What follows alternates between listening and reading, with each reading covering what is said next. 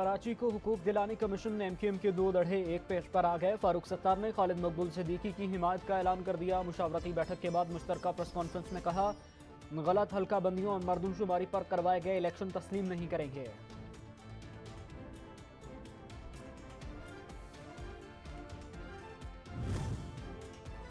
बल्दियाती election का schedule आ चुका, साजिशें करने वाले अब भी मगन हैं। इलेक्शन कमीशन कानूनी जिम्मेदारियां पूरी करे। हाफिज नईमुर रहमान का कराची में अवामी इज्तिमा से खिताब, कहा सिंधी और महाजिर कहकर कौम को तकसीम करने वालों ने अपना काम कर लिया, अब आवाम मुत्तहिद होकर इनसे अपना हक छीन लेंगे।